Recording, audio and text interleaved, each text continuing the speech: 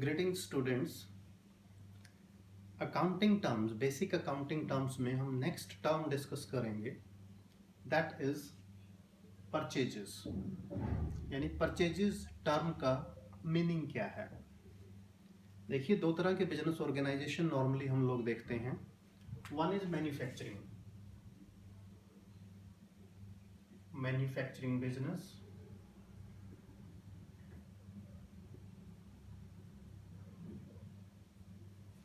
and second is trading.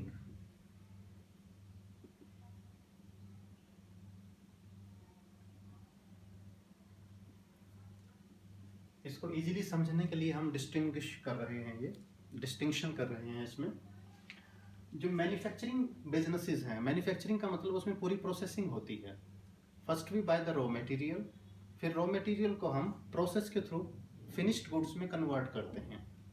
जैसे sugar cane, गन्ना, उसकी प्रोसेसिंग करके या तो हम गुड़ बनाते हैं या चीनी बनाते हैं। यानी शुगर इंडस्ट्री में जो रॉ मटेरियल है दैट इज परचेजेस। यानी शुगर इंडस्ट्री में हमें क्या खरीदना होगा, शुगर केन यानी गन्ना खरीदना होगा, तो गन्ना क्या है, उसके लिए परचेजेस है। ट्रेडिंग कंसर्न में क्या होता है, बना बनाया माल हम परचेज करते हैं और उसी को रीसेल कर देते हैं। यानी the goods which are purchased same are resold in the market, उन्हीं को हम मार्केट में सेल कर देते हैं। ये हमारा ट्रेडिंग में होता है। इसका मतलब क्या हुआ, मैन्युफैक्चरिंग बिजनेस में रॉ मटेरियल जो हम खरीदते हैं उसके लिए परचेजेस टर्म यूज करेंगे, और ट्रेडिंग कंसर्न में जो हम रेडीमेड बना बनाया गुड्स परचेज करते हैं वो किसका हिस्सा होगा, परचेजेस का। परचेजेस का अब सीधा मीनिंग और सिंपल मीनिंग देख लेते हैं क्या है। Purchases mean purchase of those goods in which business deals.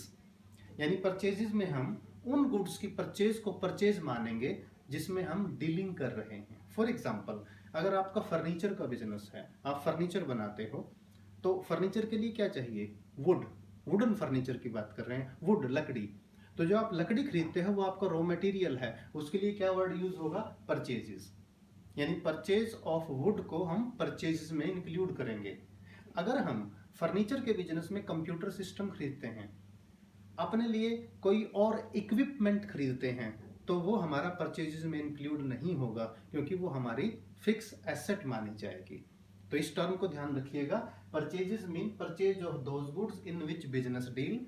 Manufacturing में रॉ मटेरियल के लिए वर्ड यूज होता है परचेजेस, और हमारा ट्रेडिंग बिजनेस में जो रेडीमेड गुड्स हमने खरीदा है उसके लिए ये टर्म यूज होती है परचेजेस।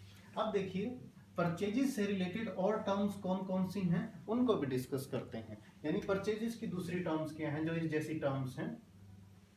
इसका मतलब जब हम गुड्स परचेज करते हैं, हम गुड्स कैश में भी परचेज कर सकते हैं, हम क्रेडिट में भी परचेज करते हैं। देखिए क्या है, यानी फर्स्ट हुआ कैश परचेज, यानी हमने गुड्स परचेज किया और तुरंत उसकी पेमेंट कर दी, आइदर बाय कैश और बाय चेक, हमने उसकी तुरंत पेमेंट कर दी, इसे बोलते हैं कैश परचेजेस। सेकंड नंबर पे हमारा आता है क्रेडिट परचेजेस,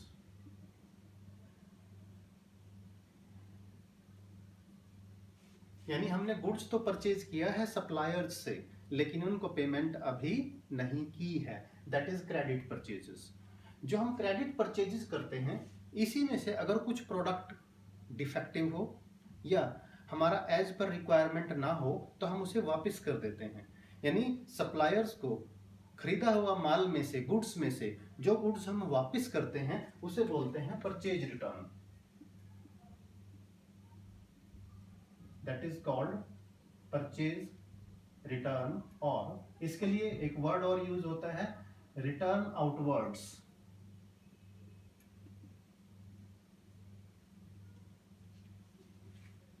परचेजेस से रिलेटेड तीनों टर्म, यानी परचेजेस में जब हम डील करते हैं तो परचेज जो कैश नगद खरीदा है, परचेजेस जो क्रेडिट में खरीदी हमने उधार खरीदी है।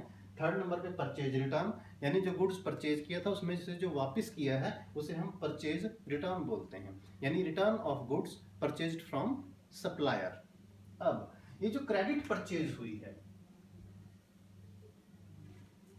अकाउंटिंग लैंग्वेज में जिनसे हम गुड्स परचेज करते हैं सप्लायर ऑफ गुड्स हैं, वो सप्लायर जो हमें गुड्स सप्लाई करते हैं। लेकिन अकाउंटिंग लैंग्वेज में उनको बोलते क्या हैं? जिनसे भी हम गुड्स परचेज करेंगे, अकाउंटिंग लैंग्वेज में they are termed as creditors, creditors और ट्रेड क्रेडिटर्स, इनको हम क्रेडिटर्स बोलते हैं। यानी एक नई टर्म, परचेजेस को डिस्कस करते करते एक नई टर्म हम लोग डिस्कस कर पाएंगे, एक्सप्लेन कर पाएंगे, वो है क्रेडिटर्स। क्रेडिटर्स का मीनिंग क्या हुआ? क्रेडिटर्स वो लोग हैं, वो सप्लायर्स हैं जिनसे हमने गुड्स तो परचेज कर लिया लेकिन अभी तक उनको पेमेंट नहीं की है, यानी these are creditors for goods.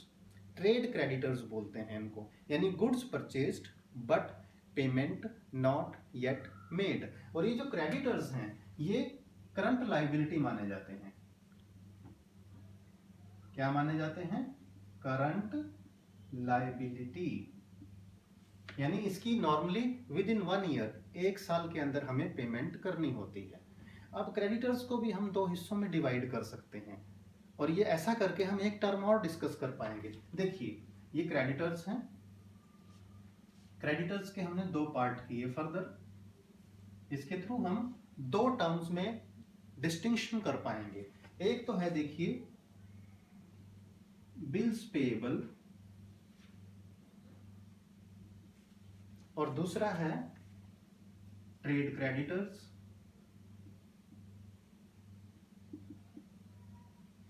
और इसके लिए वर्ड यूज ये भी हो सकता है सन्ड्री क्रेडिटर्स, यानी क्रेडिटर जिनसे हमने उधार गुड्स खरीदा है, उसके 2 हिस्से हो सकते हैं। पहले हम इसको डिस्कस करेंगे। देखिए ट्रेड क्रेडिटर या सन्ड्री क्रेडिटर। सन्ड्री क्रेडिटर्स का मतलब होता है ग्रुप ऑफ क्रेडिटर्स, बहुत सारे लोग हैं जिनसे हमने गुड्स परचेज किया है क्रेडिट पे। तो यहाँ देखिए, यहाँ राइटिंग में कुछ भी नहीं है, यानी जिनसे हमने गुड्स परचेज किया, ना तो हमने उनसे कहा कि हम उनको कब पेमेंट देंगे, ना उन्होंने हमसे पूछा कि हम कब पेमेंट देंगे। ऐसा तब होता है जब हमारे और सप्लायर के गुड रिलेशंस हों और हमें पता है कि हम 1-2 महीने में पेमेंट दे देंगे, लेकिन जो प्रॉपर डेट है, पर्टिकुलर डेट है, वो डिसाइड नहीं होती। यानी यहाँ कुछ भी राइटिंग में नहीं होता, नॉट इन राइटिंग, कोई एग्रीमेंट नहीं होता कि पेमेंट कब देनी है। इसलिए क्रेडिटर्स का वो हिस्सा जिनको हम राइटिंग में कुछ भी नहीं देते, ना एक्सेप्ट करते हैं कि हम कब पेमेंट देंगे, उसे बोलते हैं ट्रेड क्रेडिटर्स और सन्ड्री क्रेडिटर्स। ये हमारे क्रेडिटर्स हुए। बट कुछ सप्लायर ऐसे भी हो सकते हैं, वो कहेंगे हमें कि आप रिटर्न में एक्सेप्ट करो कि आप पेमेंट कब दोगे, यानी यहां होता है इन राइटिंग। यानी हमने गुड्स परचेज किया, उस बंदे ने एक लेटर ड्राफ्ट किया जिसे हम बिल्स पेएबल बोलते हैं, उस पर कितना डेट क्या है, कितने अमाउंट का गुड्स परचेज किया और हम उसको कब पेमेंट देंगे, उसने ये सब कुछ लिखा। उस पर हमने साइन किए, उसने साइन किया। हम जो साइन करते हैं इसका मतलब हम एक्सेप्ट कर रहे हैं कि उस पर्टिकुलर डेट पर हम उसे पेमेंट देंगे। It is called bills payable और ये एक लीगल डॉक्यूमेंट है, कानूनी। इस डॉक्यूमेंट में जो डेट और अमाउंट मेंशन्ड है, उस पर्टिकुलर डेट पर हमें क्रेडिटर्स को पेमेंट देनी होगी, यानी हम पेमेंट देने के लिए बाउंड हैं। हम उस पेमेंट को लेट नहीं कर सकते। तो दोबारा देख लें आप, क्रेडिटर्स, जिन क्रेडिटर्स को हम राइटिंग में एक्सेप्ट कर लेते हैं कि पेमेंट कब देंगे, ऐसे डॉक्यूमेंट को बोलते हैं बिल्स पेएबल।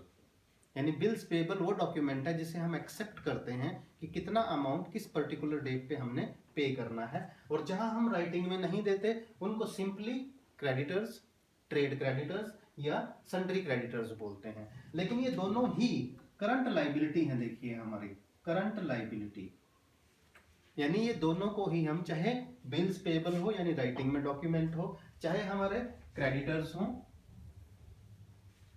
ये बोथ आर करंट लायबिलिटीज। ये करंट लायबिलिटीज हैं, यानी इनकी हमें पेमेंट करनी होगी with in a period of 1 year.